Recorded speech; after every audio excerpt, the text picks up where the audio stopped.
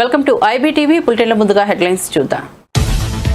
BRS నేతలతో సమావేశంలో పాల్గొన్న ఎమ్మెల్సీలు కవిత, పోచంపల్లి శ్రీనివాసరెడ్డి, కేటీఆర్ తో సమావేశంలో పాల్గొన్న మాజీ ఎమ్మెల్యేలు, మహిళా నేతలు. వరంగల్లో జరిగే రజతోత్సవ సభ ఏర్పాట్లపై చర్చించిన కేసీఆర్. ఇలాంటి మరో 100 కేసులు పెట్టినా భయపడనన్న భూవన కరుణాకర్ రెడ్డి. టీటీడీ గోశాలలో ఆవులు చనిపోయాయని తప్పుడు ప్రచారం చేశారంటూ భూవనపై కేసు. విద్యార్థి దశ నుంచే పోరాటాలు చేశానన్న భూవన, ఏ తప్పు జరిగినా ప్రశ్నిస్తూనే ఉంటానని వ్యాఖ్య. కాంగ్రెస్ పట్ల ఎలా ఉండాలో కేటీఆర్ సర్టిఫికేట్ అవసరం లేదన్న కిషన్ రెడ్డి. హైదరాబాద్ స్థానిక ఎన్నికల్లో కాంగ్రెస్ బీఆర్ఎస్ ఎందుకు పోటీ చేయడం లేదని ప్రశ్న. బీజేపీని ఓడించే ఏకైక లక్ష్యంతో కాంగ్రెస్ బీఆర్ఎస్ పనిచేస్తున్నాయని విమర్శ. కేటీఆర్ నోరదు లేకపోతే నాలుక కోస్తామన్న ప్రభుత్వ విప్ బీర్ల ఐలయ్య. చిల్లర రాజకీయాల కోసం కేటీఆర్ సిగ్గులేని మాటలు మాట్లాడుతున్నారన్న ఐలయ్య. ఎన్నిసార్లు హెచ్చరించినా కేటీఆర్ తీరు మారడం లేదని మండిపాటు.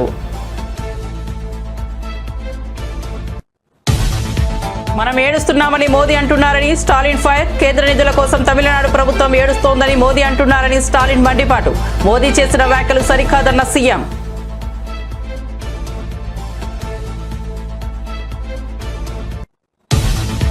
పేదల కన్నిటిని దుర్చేందుకు భూభారతిని తీసుకొచ్చామన్న పొంగులేటి శ్రీనివాసరెడ్డి. గతంలో ధరణి గురించి రెవెన్యూ సదస్సులు ఎక్కడైనా పెట్టారా అని ఆగ్రహం. భూ సమస్యలకు సంబంధించి 9.24 లక్షల దరఖాస్తులు వచ్చాయన్న మంత్రి. ఇక వార్త వివరాల్లోకి వెళ్తే, టీటీడీ గోశాలలో 100కు పైగా గోవులు చనిపోయాయని అసత్య ప్రచారం చేశారంటూ వైసీపీ నేత భూమన కరుణాకర్ రెడ్డిపై కేసు నమోదైన సంగతి తెలిసిందే. బీజేపీ నేత, టీటీడీ బోర్డు సభ్యుడు భానుప్రకాష్ రెడ్డి ఫిర్యాదు మేరకు పలు సెక్షన్ల కింద ఆయనపై కేసు నమోదు చేశారు. ఈ నేపథ్యంలో భూమన మాట్లాడుతూ, ఒక్క కేసు కాదు, ఇలాంటి మరో 100 కేసులు పెట్టుకున్నా తాను భయపడనని అన్నారు. వ్యక్తిగత దాడులు, వ్యక్తిత్వ హననాలు చేస్తే భయపడతామనుకుంటే అది మీ భ్రమ మాత్రమేనని చెప్పారు. మీ తప్పులను ఎత్తి చూపుతూనే ఉంటానని, ప్రజాస్వామ్యబద్ధంగా ప్రశ్నిస్తూనే ఉంటానని అన్నారు. తిరుపతిలో మీడియాతో మాట్లాడుతూ ఆయన ఈ వ్యాఖ్యలు చేశారు. జీవితాలను త్యాగం చేసి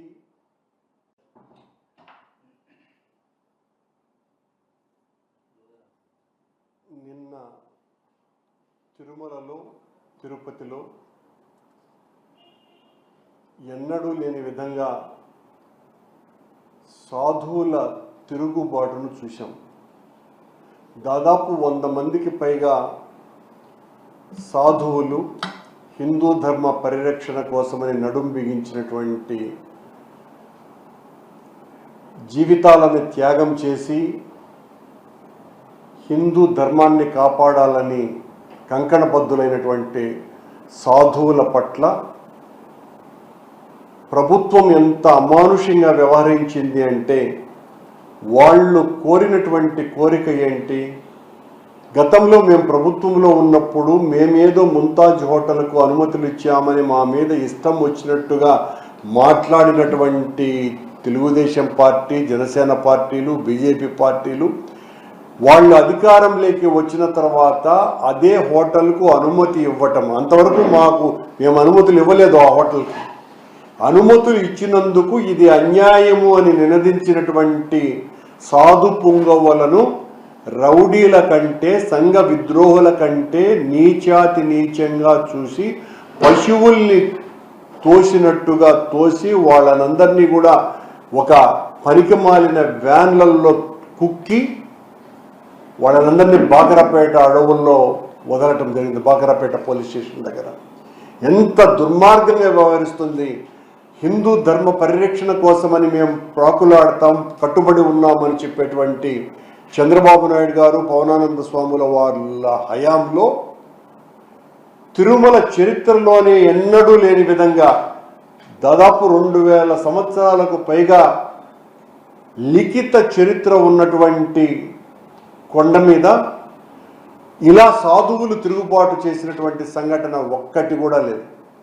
అలాంటిది ఈ రోజున కూటమి ప్రభుత్వం చేస్తున్నటువంటి అరాచకానికి వ్యతిరేకంగా వాళ్ళందరూ తిరుగుబాటు చేస్తే, నినదిస్తే వాళ్ళ పట్ల, సంఘ విద్రోహక శక్తుల పట్ల ఏ రకంగా అయితే వ్యవహరిస్తారో అలా ఆ కాషాయాంబరదారులందరినీ కూడా ఈడ్చి పారేసింది కూటమి ప్రభుత్వం. ఇంతకంటే హిందూ ధర్మానికి అవమానకరమైనటువంటి సంఘటన భారతదేశంలోనే జరగల. అది మత కల్లోలాలు ఉన్నటువంటి ప్రదేశాలలో కూడా ప్రభుత్వ తీవ్ర స్థాయిలో విరుచుకుపడ్డారు. సీఎం రేవంత్ రెడ్డి మంత్రులు తమ 15 నెలల పాలనలో సంక్షేమ పథకాలు, సోనియా గాంధీ ఇచ్చిన అభయహస్తం, 6 గ్యారంటీలను అమలు చేస్తుంటే కేటీఆర్ ఓర్చుకోలేక చిల్లర మర్లర రాజకీయాలు చేస్తున్నారని మండిపడ్డారు. చిల్లర రాజకీయాల కోసం సిగ్గులేని మాటలు మాట్లాడుతున్నారని విమర్శించారు. నోరు అదుపులో పెట్టుకో బిడ్డ, లేకపోతే నాలుక కోస్తామని హెచ్చరించారు. నోరు అదుపులో పెట్టుకోమని ఎన్నిసార్లు హెచ్చరించినా నీ తీరు మారడం లేదని ఐలయ్య అన్నారు. 10 ఏళ్ల పాటు తెలంగాణను పందికొక్కుల్లా దోచుకున్నారని, పింక్ మీడియా, సోషల్ మీడియా ద్వారా కాంగ్రెస్ ప్రభుత్వాన్ని బదనాం చేయాలని చూస్తున్నారని మండిపడ్డారు. మతిభ్రమించి మాట్లాడుతున్నాడు.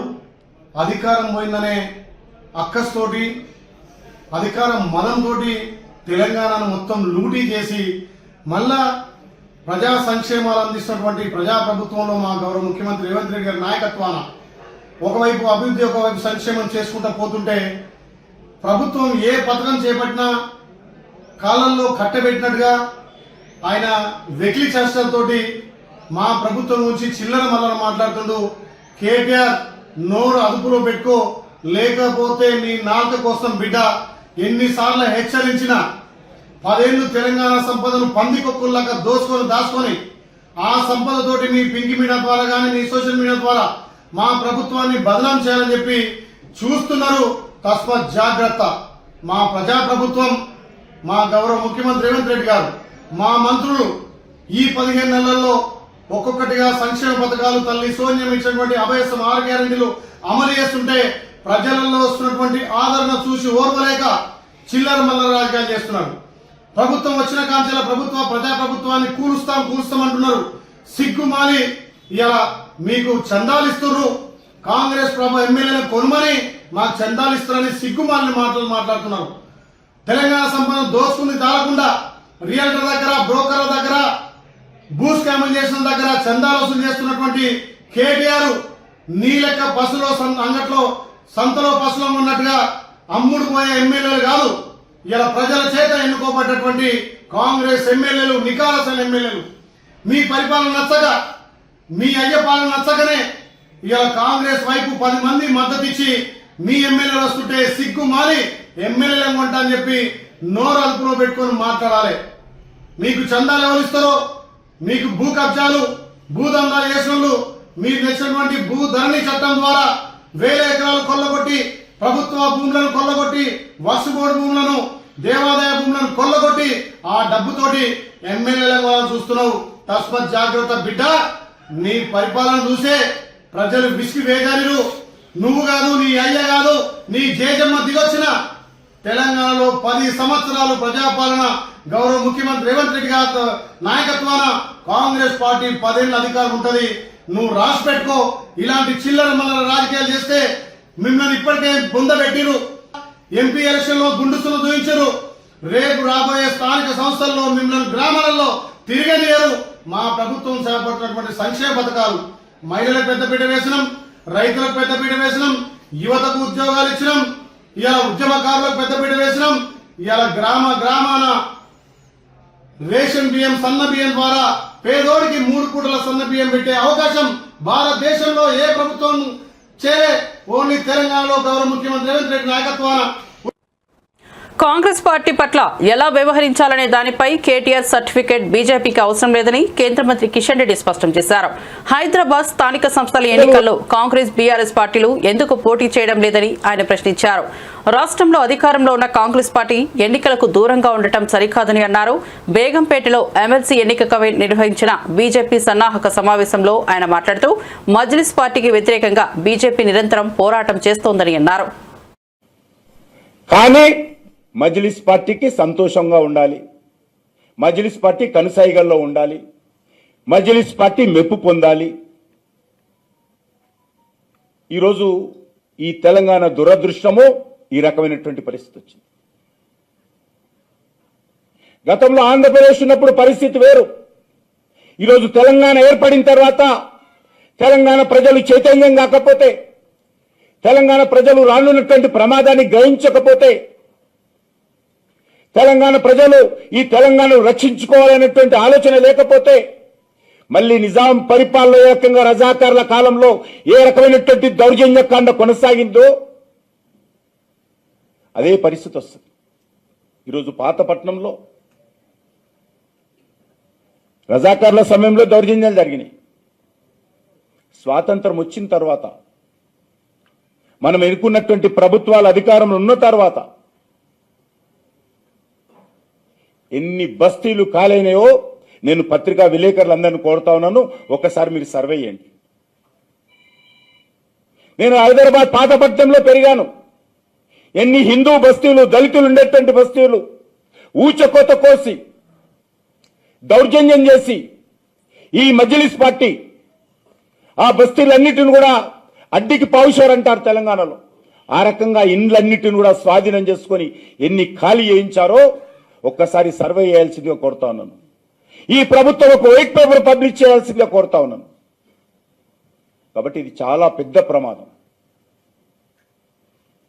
అందుకే తెలంగాణ ప్రజలు జాగ్రత్త పడాల్సిన అవసరం ఉంది. నేను ఒక్కటే అడుగుతా ఉన్నాను, రాహుల్ గాంధీకి ఎందుకు ఈరోజు హైదరాబాద్ నగరంలో అధికారంలో ఉండి మీరు ఈ ఎమ్మెల్సీ ఎలక్షన్స్ లో ఎందుకు పోటీ చేయడం లేదో చెప్పే ధైర్యం ఉందని అడుగుతా ఉన్నాను.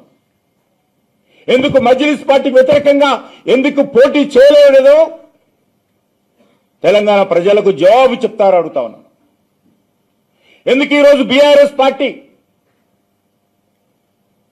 మీరు మొన్న పార్లమెంట్ ఎలక్షన్స్ లో పోటీ చేశారు కదా, ఎమ్మెల్యే ఎలక్షన్స్ లో పోటీ చేశారు కదా, ఓడిపోతామని తెలిసి కూడా పోటీ చేశారు కదా, డిపాజిట్ రాదని తెలిసి కూడా పోటీ చేశారు కదా, బీజేపీని ఓడించడం కోసం,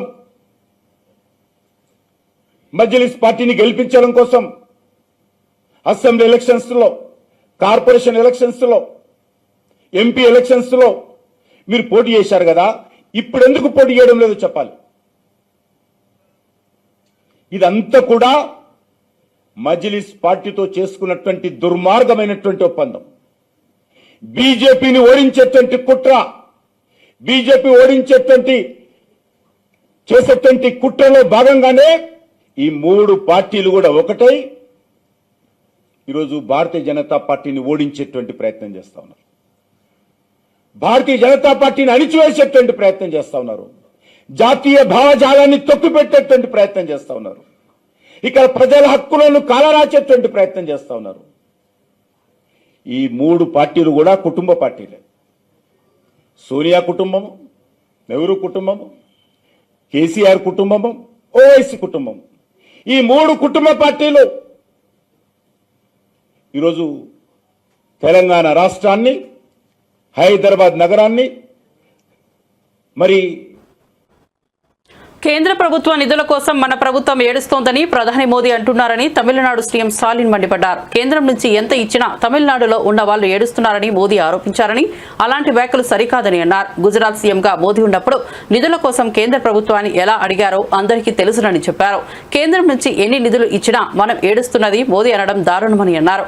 డిలిమినేషన్ వల్ల లోక్సభ స్థానాలు తగ్గవని కేంద్ర హోంమంత్రి అమిత్ షా హామీ ఇవ్వాలని స్టాలిన్ డిమాండ్ చేశారు. నీట్ పరీక్ష నుంచి తమిళనాడును విముక్తి చేయాలని కోరారు. తమిళనాడుపై హిందీ భాషను బలవంతంగా రుద్దే ప్రయత్నం చేయరాదని అన్నారు. திமுகவோட போர் என்னன்னு தமிழ்நாட்டு மக்களுக்கு மட்டும் இல்ல, இந்தியாவில் இருக்கக்கூடிய எல்லோருக்கும் தெரிஞ்சிருக்கப்போ இதான் திமுக போவர். உண்மை இப்படி இருக்க திசை மாறி சென்று கொண்டிருப்பவர்கள், திசை காட்டிகளாக இருக்கிற எங்களை பார்த்து திசை புலம்ப வேண்டாம். நான் கேட்பது, மாண்புமிகு ஒன்றிய உள்துறை அமைச்சர் அமித்ஷா அவர்களே, நீட் தேர்வில் விளக்கு தருவோம்னு உங்களால் சொல்ல முடியுமா? இந்தியை திணிக்க மாட்டோம்னு உங்களால் உறுதியளிக்க முடியுமா? தமிழ்நாட்டுக்கு இவ்வளவு சிறப்பு நிதியை கொடுத்திருக்கிறோம்னு பட்டியல் போட முடியுமா? தொகுதி மறுசீரமைப்பால தமிழ்நாட்டோட பிரதிநிதித்துவம் குறையாதுன்னு வாக்குறுதி கொடுக்க முடியுமா? நாங்க செய்யறது திசை திருப்பல்னா இதுக்கெல்லாம் தெளிவான பதில தமிழ்நாட்டு மக்களுக்கு ஏன் நீங்க கொடுக்கல? அடுத்து கொஞ்ச நாளைக்கு முன்னாடி தமிழ்நாட்டுக்கு நம்முடைய மாண்புமிகு பிரதமர் அவர்கள் வந்தார்கள். ராமேஸ்வரத்துக்கு வந்தார்கள், ராமநாதபுரம் மாவட்டத்துக்கு வந்தார்கள், பாலத்தை திறந்து வைக்க வந்தார்கள். வரட்டும், அதை நாங்கள் விமர்சிக்க விரும்பல. ஆனா என்ன பேசிட்டு போனாருங்க? எவ்வளவு கொடுத்தாலும் இங்க அழுகுறாங்க, எவ்வளவு நிதி கொடுத்தாலும் நம்ம அழுகுறோமா அப்படின்னு பேசிட்டு போயிருக்காரு. நான் மிகுந்த அடக்கத்தோடு மரியாதையோடு மாண்புமிகு பிரதமருக்கு நினைவுபடுத்த விரும்புவது, ஒன்றிய அரசிடம் கையேந்தி நிற்க மாநிலங்கள் பிச்சைக்காரர்களான்னு யாரு நீங்க கேட்டது? மாநில சுயாட்சிக்கான குரல் நம் மாண்புமிகு திட்டத்தின் கீழ் நகர்ப்புற பகுதிகளில் இலவச வீட்டுமனை பட்டா வழங்கப்படுகிறது. இதோ தமிழ்நாட்டிலேயே அதிகபட்சமாக 63,000 வீட்டுமனை பட்டா வழங்கப்படுகிறது. హైదరాబాద్ లో భారత రాష్ట్ర సమితి నాయకులతో మాజీ సీఎం కేసీఆర్ కీలక సమావేశం నిర్వహించారు. ఈ సమావేశంలో ఎమ్మెల్సీలు కల్వకుంట్ల కవిత, పోచంపల్లి శ్రీనివాసరెడ్డి పాల్గొన్నారు. అలాగే మాజీ ఎమ్మెల్యేలు, మహిళా నేతలు, పార్టీ వర్కింగ్ ప్రెసిడెంట్ కేటీఆర్ కూడా హాజరయ్యారు. వచ్చే వారంలో వరంగల్లో జరగనున్న బీఆర్ఎస్ రజతోత్సవ సభ ఏర్పాట్లపై ఈ సమావేశంలో చర్చ జరిగింది. మహిళల భాగస్వామ్యాన్ని పెంచేందుకు ప్రత్యేక ఏర్పాటు చేయాలని కేసీఆర్ సూచించారు. సభలో మహిళల కోసం ప్రత్యేక కార్యాచరణ ప్రణాళికలు రూపొందించాలని నేతలు నిర్ణయించారు. ఈ సభను పార్టీ బలాన్ని చాటే వేదికగా మలచాలని కేసీఆర్ నాయకత్వం స్పష్టంగా చేసింది. జహీరాబాద్ లోక్సభ నియోజకవర్గంపై గాంధీ భవన్ లో నిర్వహించిన సమీక్షా సమావేశంలో పీసీసీ చీఫ్ మహేష్ కుమార్ గౌడ్ కీలక వ్యాఖ్యలు చేశారు. ప్రభుత్వ సంక్షేమ అభివృద్ధి పథకాలను ప్రజల్లోకి విస్తృతంగా తీసుకెళ్లాలని నాయకులకు సూచించారు. నేతలు, కార్యకర్తలు ఒకటిగా సమన్వయంతో పనిచేయాల్సిన అవసరం ఉందని చెప్పారు. అయితే పార్టీ లైన్ దాటి వ్యవహరించే వారిపై కఠిన చర్యలు తప్పవని ఆయన స్పష్టం చేశారు. పార్టీ శ్రేణులు ప్రజల మద్దతు నిలబెట్టుకోవాలని, రానున్న ఎన్నికల్లో విజయాన్ని సాధించాలని పిలుపునిచ్చారు. హైదరాబాద్ లోని ఇందిరా పార్క్ ధర్నా చౌక్ వద్ద గ్రూప్ 1 అభ్యర్థులు భారీగా ధర్నాకు దిగారు. టీఎస్పీఎస్సీ నిర్వహించిన గ్రూప్ 1 పరీక్షల్లో అవకతవకలు చోటు చేసుకున్నాయని అభ్యంతరం తెలిపారు. గ్రూప్ 1 అభ్యర్థులకు అన్యాయం చేయకు అంటూ నినాదాలు చేస్తూ పరీక్షా ప్రక్రియపై న్యాయపరమైన విచారణ జరిపించాలని డిమాండ్ చేశారు. ఈ వ్యవహారాన్ని జ్యుడిషియల్ కమిటీకి అప్పగించి సిబిఐ విచారణ జరపాలని అభ్యర్థులు ప్రభుత్వాన్ని కోరుతున్నారు. న్యాయం కోసం తాము శాంతియుతంగా పోరాడతామని స్పష్టం చేశారు. పబ్లిక్ సర్వీస్ కమిషన్ వారు గాని, ప్రభుత్వం వారు గాని ఓపెన్ దర్బార్ మీటింగ్ పెట్టి నిరుద్యోగుల ప్రశ్నలకు జవాబు చెప్పాలి. నిరుద్యోగులు నొట్టి అడుగుతలేరు, సైంటిఫిక్ గా అడుగుతున్నారు. 30 మందికి వరుస ఉన్నోళ్లకు ఒకే మార్కులు ఎట్లా వస్తాయి? ఒకటి ఇంగ్లీష్ మీడియం వాళ్ళకి వచ్చి తెలుగు మీడియంలోకి ఎందుకు రావడం లేదు? ఒక కులానికే ఎక్కువ మందికి ఎక్కువ మార్కులు ఎట్టొచ్చినాయి. ఈ విధంగా ఒక పద్ధతి ప్రకారం కుట్రపూరితంగా ఎస్సీ బీసీలను అణచివేసే కుట్రల భాగంగానే గ్రూప్ 1 ఫలితాలు రద్దయి బీసీలను పెట్టి బీసీల గొంతుకొస్తున్నారు. కాబట్టి దీని మీద మీరు మర్చిపోయి ఈ రోజు ఆనాడు మంత్రి రేవంత్ రెడ్డి గారు ఈ గుండె అలసిపోయినటువంటి ఈ గుండె మీద మాత్రం తండకండి. మీకు చాలా చాలా చాలా అంటే చాలా విధాలుగా మేము సహాయం చేశాము. కానీ ఆ సహాయాన్ని మీరు మర్చిపోయి ఈరోజు ఆనాడు బలిదేవత అన్నటువంటి సోనియా గాంధీ యొక్క బర్త్డే రోజు మమ్మల్ని బలి చేయడానికి మీరు బలి చక్రవర్తిగా మీరు ప్రవర్తిస్తూ ఉన్నారు. మీరు బలి చక్రవర్తిగా ఒక్క సోనియమ్మను ఆనందపరచడానికి 40 లక్షల మంది అమ్మలను, తెలంగాణ నిరుద్యోగుల యొక్క అమ్మలను మీరు అన్యాయంగా మీరు బాధ పెడతా ఉన్నారు. ఈ ఉసురు మాత్రం ఊరికే పోదు. జాగ్రత్తగా మీరు కూడా ఈ యొక్క కేసులని అన్ని క్లియర్ అయిపోయిన తర్వాతనే మా యొక్క గ్రూప్ 1 ఎగ్జామ్ కానీ, గ్రూప్ 2 ఎగ్జామ్ కానీ, గ్రూప్ 3 ఎగ్జామ్ కానీ కండక్ట్ చేయవలసిందిగా కోరుతా ఉన్నాం. రాష్ట్రంలో భూ సమస్యలు, పేదల ఆస్తుల రక్షణ కోసం భూభారతి చట్టాన్ని తీసుకొచ్చామని మంత్రి పొంగులేటి శ్రీనివాసరెడ్డి వెల్లడించారు. గత ప్రభుత్వ హయాంలో ధరణి వ్యవస్థపై ఎటువంటి అవగాహన కార్యక్రమాలు చేపట్టలేదని ఆయన విమర్శించారు. ఇప్పటి పాలకులు చేసిన తప్పులను ఇప్పటికీ గ్రహించకుండా విమర్శలు చేయడం దురదృష్టకరమన్నారు. భూభారతి చట్టంలో సాదా బైనామా లాంటి సమస్యాత్మక అంశాలను తొలగించామని తెలిపారు. ఇప్పటికే భూ సమస్యలపై 9.24 లక్షల దరఖాస్తులు అందాయని, అవి పరిష్కార దిశగా త్వరితగతిన దృష్టి పెట్టామని వివరించారు. భూభారతి ద్వారా పేదలకు భూములపై పక్కా హక్కులు కల్పించాలనే లక్ష్యంతో ప్రభుత్వం ముందుకు సాగుతోందని స్పష్టం చేశారు. వీధుల్లో రౌడీల్లా ఆ బిల్లు పెట్టకుండా ఎలా అడ్డుకున్నారో, స్పీకర్ గారి మీద గాని నా మీద గాని ఆ కాగితాలు చింపి ఎలా వేశారో ఆనాడు రాష్ట్ర ప్రజలందరూ ప్రత్యక్షంగా చూశారు. అయినా వాళ్ళకి జ్ఞానోదయం రాలే. 2 పర్యాయాలు చెంప చెల్లుమనేటట్టు తెలంగాణ ప్రజలు తీర్పు ఇచ్చినా వారు ఏం తప్పు చేశారో, ధరణిలో ఏమి తప్పులున్నాయో అనేది గ్రహించకుండా ప్రతిపక్షంలో ఉన్నావు కాబట్టి ఏది పడితే అది మాట్లాడతామని, మాట్లాడితే చెల్లుద్దని వారు అనుకున్నారే తప్ప వారు చేసిన తప్పుని గ్రహించకపోవటం నిజంగా దురదృష్టకరం. ఈ వేదిక మీద నుంచి వారిని ఒక్కటే అడగదలుచుకున్నాను. అయ్యా, మీరు 2020 చట్టం చేశారు. చట్టము చేసిన తర్వాత చట్టాలలో లొసుకులు, మీ స్వార్థము, మీ వ్యవహారము అది తర్వాత మాట్లాడతాను. 2020 చట్టం చేసిన తర్వాత ఏ పొద్దైనా, ఏ ఊళ్ళోనైనా, ఏ వాడలోనైనా ఇటువంటి రెవెన్యూ సదస్సుని మీరు పెట్టగలిగారా? నిజంగా మీరు పెట్టి ఉంటే ప్రజలు ఈ ధరణితో ఎంత ఇబ్బంది పడ్డారో ఆ సభలో మీ ఈపు విమానము మోత మోగించి ఉండేవాళ్ళు. అంటే కనీసం ప్రజా దర్బారు రెవెన్యూను గురించి రెవెన్యూ సదస్సును కూడా పెట్టలేని ఒక చట్టాన్ని చేశామని ఒప్పుకోకుండా ఇంకా నోరడ్డం వేసుకొని నోరుంది కదా అని ఏది పడితే అది మాట్లాడితే తెలంగాణ ప్రజలు, ముఖ్యంగా ఇందిరమ్మ ప్రభుత్వాన్ని ఆశించిన ప్రజలు మిమ్మల్ని ఎప్పటికీ క్షమించరని తెలియజేసుకుంటున్నాను. ఇందాక విన్నాము, 2 ఆడబిడ్డ, ఒక ఆడబిడ్డ చెప్పింది, ఒక పర్వతాలు అన్న చెప్పాడు. ఆడబిడ్డ వ్యవహారం చెప్తాను.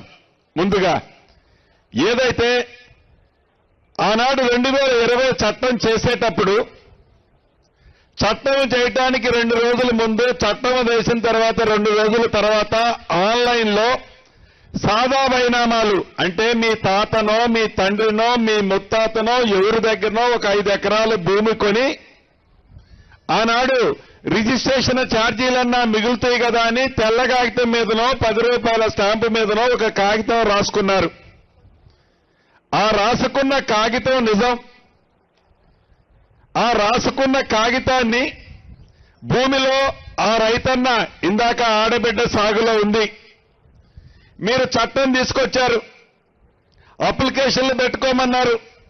ఆ అప్లికేషన్లు ఆన్లైన్లో మా ఆడబిడ్డ కూడా పెట్టిందని చెప్పింది.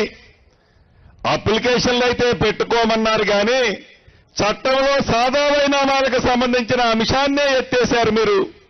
అంటే ప్రజలని, రైతులని, గిరిజన ప్రాంతంలో ఉండే నిరుపేద పేదలని ఎలా మభ్యపెట్టాలో మోసం చేశారు ఆనాడు మీరు ఆ చట్టంలో.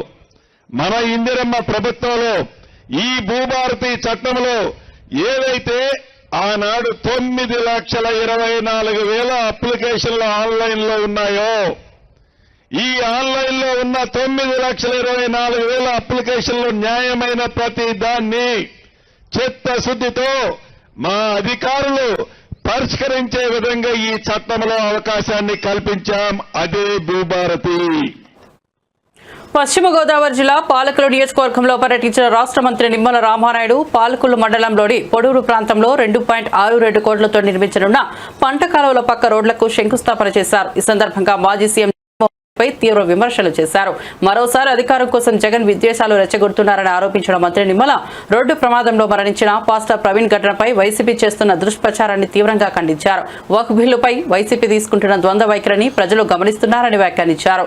పార్లమెంట్ చరిత్రలో ఓటింగ్ అయ్యాక విప్ జారీ చేసిన ఘనత జగన్దేనంటూ ఎద్దేవా చేశారు. నాస్తికుడిని టీటీడీ చైర్మన్ గా నియమించడం వైసీపీ చేసిన భయంకర తప్పిదమని నిమ్మల వ్యాఖ్యానించారు. 10-15 వార్డులు ముంచేసేటువంటి చొక్కదైన ట్రైను ఏదైతే ఎన్నికల ముందు నేను ఒక మాట ఇచ్చాం, రేపు అధికారంలోకి వచ్చిన తర్వాత దీన్ని పూర్తి చేసేటువంటి బాధ్యత తీసుకుంటానని మాట ఇచ్చాను.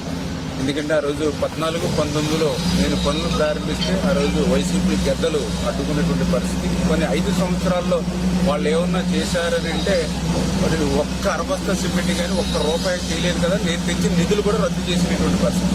మళ్ళీ ఈరోజు అధికారంలోకి వచ్చిన 9 నెలల్లోనే మళ్ళీ ఈరోజు మరి 14 కోట్ల రూపాయలు అక్షరాల ఈ యొక్క దమయపర్తికి నిధులు కేటాయించి మరి మొన్ననే మేము కొబ్బరికాయ కొట్టాము. మరి మొన్ననే తర్వాత రోజు కొలతలు వేశారు. మళ్ళీ ఈ రోజు వెంటనే పనులు, కాంక్రీట్ పనులు ప్రారంభించారు. అంటే మాట ఇస్తే ఆ మాటను నిలుపుకోవడానికి ఈ యొక్క దమయపర్తి డ్రైనే ఒక ఉదాహరణ అనే విషయాన్ని సందర్భంగా తెలియజేసుకుంటూ, ఇది క్లిష్టమైనటువంటి పని, ఊబిలో చేసేటువంటి పని. ఎప్పటికప్పుడు డ్రైన్స్ నుంచి నీరంతా కూడా దీంట్లోకి వచ్చేసేటువంటి పరిస్థితుల్లో కూడా, అటువంటి ప్రతికూల పరిస్థితుల్లో కూడా వర్క్ ని ఎప్పటికప్పుడు ఇన్స్పెక్షన్. బులెటిన్ ముగించే ముందు హెడ్లైన్స్ మరోసారి చూద్దాం. బీఆర్ఎస్ నేతలతో సమావేశంలో పాల్గొన్న ఎమ్మెల్సీలు కవిత, పోచంపల్లి శ్రీనివాసరెడ్డి, కేటీఆర్ తో సమావేశంలో పాల్గొన్న మాజీ ఎమ్మెల్యేలు, మహిళా నేతలు. వరంగల్లో జరిగే రజతోత్సవ సభ ఏర్పాట్లపై చర్చించిన కేసీఆర్. ఇలాంటివి మరో 100 కేసులు పెట్టినా భయపడనన్న భూమన కరుణాకర్ రెడ్డి. టీటీడీ గోశాలలో ఆవులు చనిపోయాయని తప్పుడు ప్రచారం చేశారంటూ భూమనపై కేసు. విద్యార్థి దశ నుంచే పోరాటాలు చేశానన్న భూమన, ఏ తప్పు జరిగినా ప్రశ్నిస్తూనే ఉంటానని వ్యాఖ్య. కాంగ్రెస్ పట్ల ఎలా ఉండాలో కేటీఆర్ సర్టిఫికేట్ అవసరం లేదన్న కిషన్ రెడ్డి. హైదరాబాద్ స్థానిక ఎన్నికల్లో కాంగ్రెస్ బీఆర్ఎస్ ఎందుకు పోటీ చేయడం లేదని ప్రశ్న. బీజేపీని ఓడించే ఏకైక లక్ష్యంతో కాంగ్రెస్ బీఆర్ఎస్ పనిచేస్తున్నాయని విమర్శ. కేటీఆర్ నోరదుకో లేకపోతే నాలుకో కోస్తామన్న ప్రభుత్వ విప్ బీర్ల ఐలయ్య. చిల్లర రాజకీయాల కోసం కేటీఆర్ సిగ్గులేని మాటలు మాట్లాడుతున్నారన్న ఐలయ్య. ఎన్నిసార్లు హెచ్చరించినా కేటీఆర్ తీరు మారడం లేదని మండిపాటు. మనం ఏడుస్తున్నామని మోదీ అంటున్నారని స్టాలిన్ ఫైర్. కేంద్ర నిధుల కోసం తమిళనాడు ప్రభుత్వం ఏడుస్తోందని మోదీ అంటున్నారని స్టాలిన్ మండిపాటు. మోదీ చేసిన వ్యాఖ్యలు సరికాదన్న సీఎం.